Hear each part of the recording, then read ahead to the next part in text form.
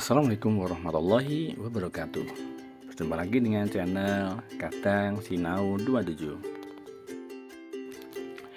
Pada kesempatan ini kita akan bahas materi tentang parts of speech atau jenis-jenis kata dalam bahasa Inggris.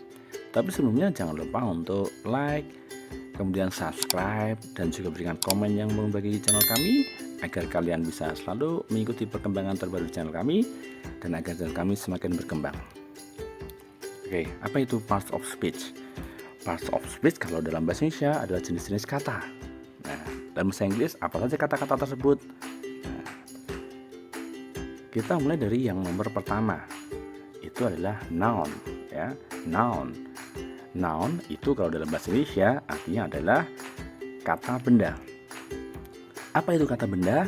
Kata benda adalah kata yang digunakan untuk menamai atau menyebut orang, benda, tempat, dan ide. Itulah kata benda, ya. Digunakan untuk menamai atau menyebut orang, benda, tempat, dan ide. Dengan kata lain, kata ini merujuk pada benda fisik dan konsep abstrak. Ingat ya. Jadi benda itu tidak hanya fisik, tapi juga ada juga yang bentuknya konsep abstrak. Seperti apa contohnya? Nah, kita lihat di sini. Contohnya untuk yang pertama yaitu benda fisik adalah table, house, phone, floor, water, and wind. Ya. Jadi untuk benda fisik itu adalah table, meja, house, rumah, phone, telepon, kemudian floor, water, and wind. Itulah contoh dari benda fisik, benda yang bisa dipegang ataupun benda yang bisa disentuh. Dan yang kedua adalah noun juga, yaitu dia adalah konsep abstrak. Apa itu? Misalnya adalah time, kemudian idea, opinion, age, and difficulty. Itulah contoh dari benda abstrak. Ini tidak bisa, kalau abstrak itu kita tidak bisa sentuh ya, tidak bisa kita sentuh, tidak bisa kita raba. Tapi itu juga contoh dari noun. Demikian ya, noun tadi adalah kata benda. Kemudian kita yang kedua adalah pronoun, ya. Contohnya adalah pronoun ini, dia adalah dalam bahasa Indonesia artinya adalah kata ganti.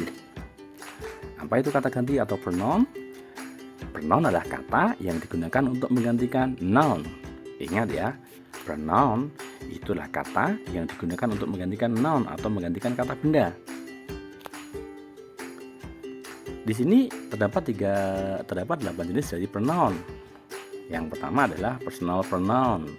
Contohnya I, you, we, they, he, she, it. Itu contoh dari personal pronoun. Kemudian jenis yang kedua adalah demonstrative pronoun, ya. Demonstrative pronoun. Contohnya adalah this, that, those, and this. Yang ketiga, interrogative pronoun. Contohnya adalah who, which, whom, and whose. Kemudian yang keempat, indefinite pronoun. Contohnya adalah nothing, someone, anywhere, and everybody. Yang kelima, reciprocal pronoun.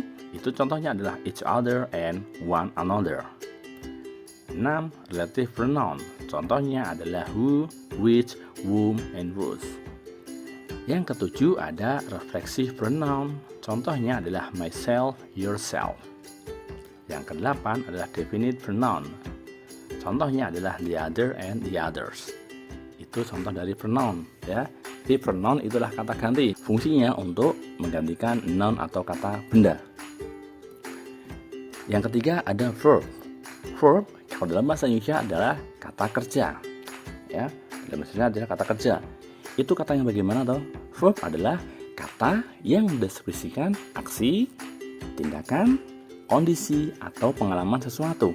Ingat ya, kata kuncinya adalah mendeskripsikan aksi. Itu adalah verb atau kata kerja. Ada beberapa jenis verb. Yang pertama adalah action verb. Apa itu action verb? Action verb adalah menunjukkan tindakan atau kepemilikan. Contohnya adalah have, give, and write. Kemudian ada juga jenis yang lain adalah modals verb dan juga adalah auxiliary verb. Jadi jenis-jenis verb itu nanti akan kita bahas pada kesempatan lain, ya. Jadi intinya verb itulah kata kerja, yaitu kata yang mendeskripsikan aksi ataupun tindakan. Oke, itu yang ketiga. Sekarang kita yang keempat. Yang keempat ada adjective. Apa itu adjective? Adjective kalau dalam bahasa Indonesia dia adalah kata sifat. Pengertiannya adalah kata yang digunakan untuk menjelaskan noun ataupun pronouns.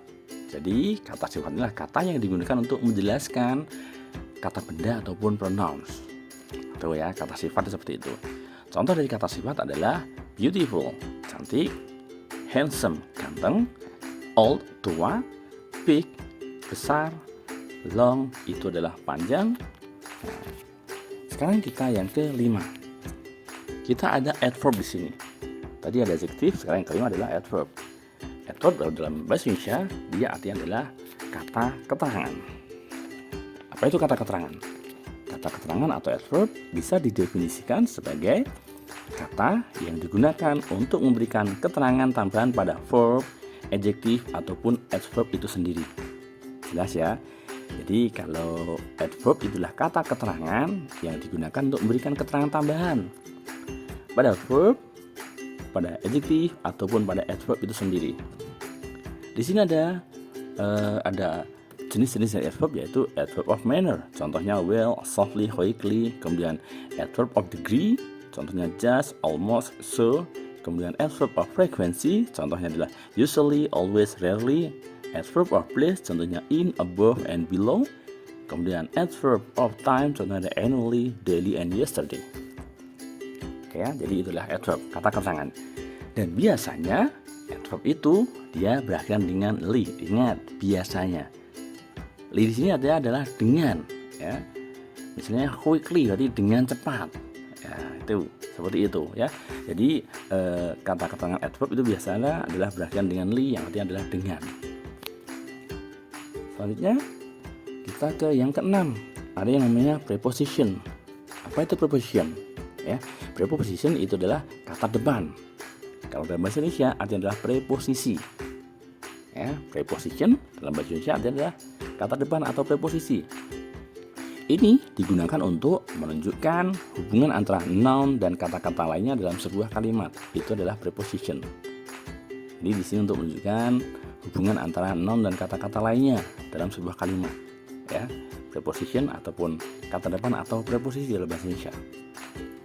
Contohnya apa aja ini? Contohnya ada in, on, at, nanti ada lagi. Ya, in, on, at. Ya, itulah contoh dari preposition atau kata depan. Berikutnya, yang ketujuh jenisnya adalah conjunction. Apa itu conjunction? Conjunction kalau dalam bahasa Indonesia adalah kata penghubung atau konjungsi dalam bahasa Indonesia. Ya, conjunction itulah kata penghubung. Ini digunakan untuk menghubungkan dua kata, frasa, klausa hingga kalimat. Arti dari conjunction atau kata penghubung atau dalam bahasa adalah konjungsi. Di sini jenisnya ada yang satu coordinating conjunction, contohnya adalah for, and, but, or, yet, dan so. Kemudian jenis yang kedua adalah subordinating conjunction, contohnya apa? After, since, although. Dan yang ketiga adalah correlative conjunction, contohnya adalah not only bla bla bla but also bla bla bla. Itu ya, itulah conjunction atau kata penghubung. Kalau dalam bahasa Indonesia adalah konjungsi. Nah, oke. Sekarang kita ke yang terakhir. Jenis kata terakhir dia adalah interjection. Apa interjection? Interjection adalah kata yang digunakan untuk mengungkapkan emosi atau perasaan. Ya. Jadi interjection itu digunakan untuk mengungkapkan suatu emosi atau perasaan. Oke. Contohnya apa? Contohnya misalnya, oh, oops, dan wow. Ini adalah menunjukkan emosi atau perasaannya. Jadi kalau kita kata itu digunakan untuk mengungkapkan suatu emosi atau perasaan, entah dia kaget, entah dia marah, entah dia terkejut, dia pakai adalah interjection. Oke ya, demikian bahasan tentang part of speech atau jenis-jenis kata dalam bahasa Inggris. Semoga bermanfaat ya. Mohon maaf kalau kesalahan. Dan terima kasih sudah menyaksikan channel kami. Ingat, tetap semangat belajar ya.